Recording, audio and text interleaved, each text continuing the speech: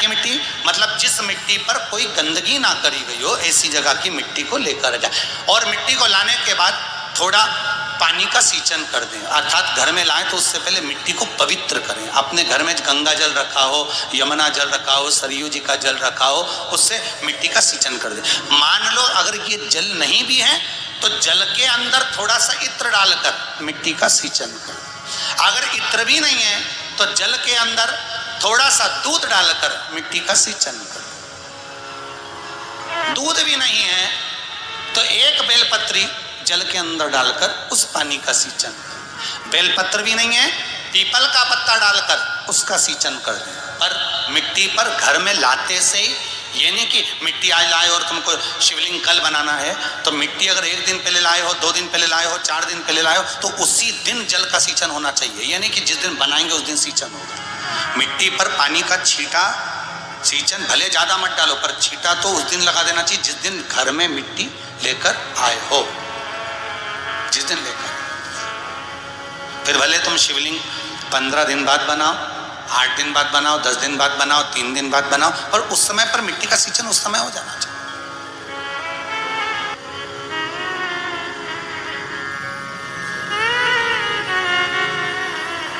फिर कहा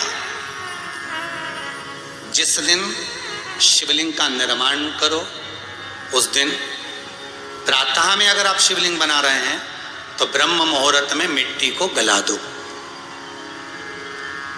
किस पानी से गलाना है उसका भी प्रमाण, उसका भी शास्त्र वर्णन कर रहा है। किस जल से गलाया जाए, शिव महापुराण की कथा कहती है अगर आपको आज शिवलिंग का निर्माण करना है, शाम को आप शिवलिंग का निर्माण कर रहे हो, तो अपने पानी का जो मटका होता है, हंडा होता है, रसोई घर में जहां पानी भर कर रखते हो, उसके नजदीक में एक कलश जिसमें अलग से ताजा जल भरा जाए और उस पर प्लेट ढकी हो और उस पर एक चावल का दाना रखा हो, उस जल को लेकर आओ। थोड़ी देर रखा रहे, आधा घंटा, 2 घंटा, 3 घंटा, 15 मिनट, 20 मिनट, पर वो पानी वहां रखा होना चाहिए। रसोई घर में अन्नपूर्णा का निवास होता है, परिंदे के पास पितरों का निवास होता है। अन्नपूर्णा, पित्र सब रसोई घर के भीतर विराजमान होते हैं। शास्त्र कहता है 33 कोटि देवता एक समय के लिए, एक क्षण के लिए हमारे रसोई घर में प्रवेश करते हैं। रसोई घर में रखा है चावल का दाना रखकर प्लेट के ऊपर, अर्थात उस कलश का जल उस मिट्टी में थोड़ा सा डालिए।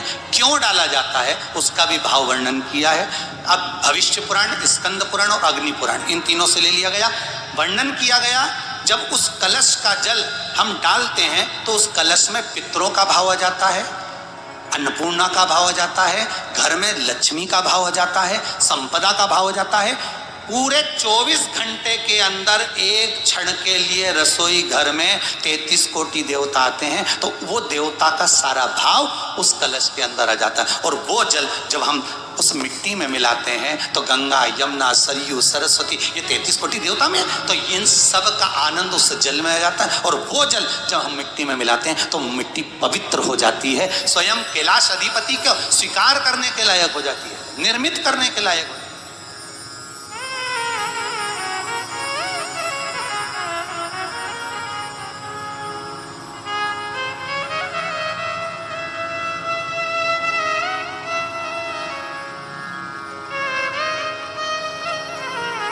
शिवलिंग का निर्माण। अब शिवलिंग का निर्माण कैसे करना? मिट्टी में गला दिया पानी में। सबसे पहले शिवलिंग बनाने से पहले पात्र जो होता है उसके नीचे एक बेलपत्र रखी जाती है। क्या रखना है? एक बेलपत्र। शंकर को झेलने के लिए कोई साधारण नहीं है पात्र जिसपे झेला जाए। स्वयं गंगा शिव की जटा में, और आप शंकर के शिवलिंग का निर्माण कर रहे हो, कोई साधारण नहीं हो सकता। पत्र भी सीधा भाग, और इस बेलपत्र की जो डंडी है वो उत्तर दिशा में रखना है थाली के अंतर्गत। जब आप शिवलिंग का निर्माण करें उत्तर, इसके ऊपर जो गलाई हुई मिट्टी है वो डाल दीजिए। और डालने के बाद सबसे पहले शिवलिंग का स्वरूप बनाना है। सबसे पहले नीचे की जलाधारी नहीं बनाना। क्या बनाना है? शिवलिंग का स्वरूप बनाना। बनाने के बाद उसी शिवलिंग के पास में और मिट्टी डाल लीजिए, फिर जलाधारी का निर्माण करिए। फिर जलाधारी।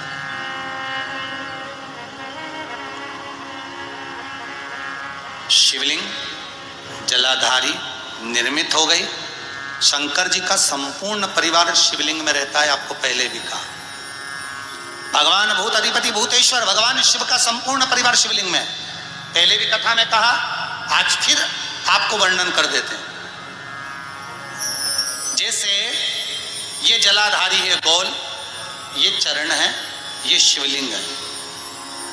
ये जो गोल भाग है जहां पर भगवान शंकर का शिवलिंग रखा है, ये पार्वती जी का हस्त कमल है। जहां से पानी नीचे गिर रहा है, इसके राइट भाग में श्री गणेश जी का स्थान, लेफ्ट भाग में श्री कार्तिकेय जी का स्थान।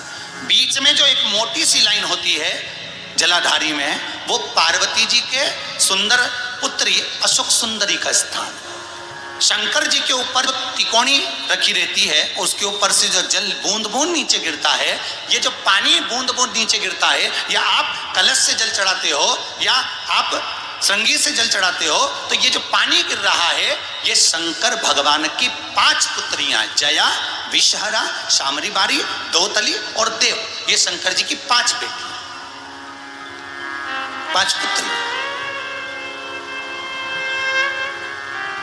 कार्तिकेय भी है, गणेश भी है, अशोक सुंदरी भी है, शंकर जी की 5 बेटियां भी हैं, शंकर भी है और पार्वती भी। अर्थात शिव जी के परिवार में आपको गणेश जी की पूजन अलग करने जाने की जरूरत नहीं पड़ेगी। शंकर के परिवार में पार्वती जी की पूजन अलग करने जाने की जरूरत नहीं पड़ेगी। कार्तिकेय की पूजन अलग जाकर करने की जरूरत नहीं है। शंकर का परिवार शंकर के शिवलिंग के साथ में उस जलाधारी में संपूर्ण परिवार शंकर का विराजमान है। संपूर्ण परिवार, कुछ भी नहीं, संपूर्ण और पूरा परिवार है महाराज। फिर वही वापिस निर्माण को, शिवलिंग के निर्माण को मिट्टी लाए, स्वच्छ जगह की, जल का छींटा दिया, रखा। जब शिवलिंग बनाया तो एक कलश पानी पहले से 2 घंटा, आधा घंटा, 15 मिनट, 20 मिनट पहले उसको रख दिया। उसी पानी से उसको गीला करा।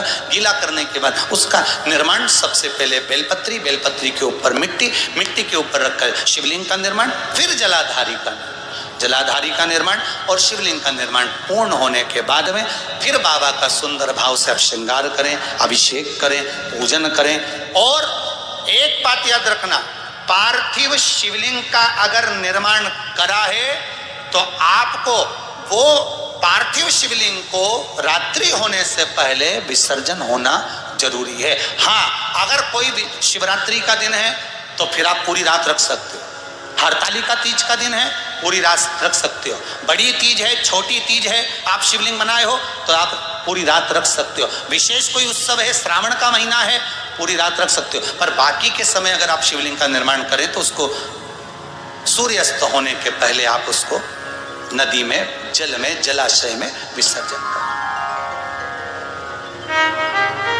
और ध्यान दीजिएगा, विसर्जन करते समय जब आप विसर्जन करें, पानी में अपने पात्र को, शिवलिंग को जब छोड़ें, उस समय पर ध्यान दीजिएगा कि शिवलिंग की जो जल की धार है, जिसका उत्तर की ओर जो जल की धार होती है, विसर्जन करते समय वो जल की धार अर्थात वो उत्तर का भाग हमारी ओर होना चाहिए। और थाली इस तरह से पकड़ें कि वो भाग हमको जब डालें तो वो भाग हमको दिखे, थोड़ा सा नजर आए पानी में डालते समय। और जब वो थोड़ा भाग दिखता रहे, और जिसलिए आपने शिवलिंग बनाया, जिस कामना से आपने शिवलिंग बनाया है, वो कामना उस भाग को पानी में देखते देखते बोल दीजिए, वो कामना पूर्ण हो जाती है। इसको कहते हैं पार्थिव शिवलिंग का निर्माण करना और उसकी आराधना करना। श्री शिवाय नमस्तुभ्यम साथियों। तो इसी तरह से मासिक शिवरात्रि पर या महाशिवरात्रि पर शिवलिंग का निर्माण पूर्व शास्त्रों से वर्णित गुरुदेव ने बताया है। आप इसी तरह से करें। 108 शिवलिंग का निर्माण भी ऐसे ही करना है। मुख्य शिवलिंग पहले आप बना लीजिए, उसके आसपास छोटे छोटे शिवलिंग बना करके उनका पूजन, अभिषेक, विसर्जन कर सकते हैं। साथियों, चैनल को सब्सक्राइब नहीं किया है तो जरूर कर दीजिए। महाकाल बाबा सबकी कामना पूरी करे। इसी के साथ हर वर्ष गुरुदेव ऑनलाइन पार्थिव शिवलिंग का पूजन, अभिषेक कराते हैं। आप उस समय इसी तरह से पार्थिव शिवलिंग का निर्माण करें। उम्मीद करती हूँ वीडियो जरूर पसंद आया होगा। शेयर करें। हर हर महादेव। श्री शिवाय नमस्तुभ्यम।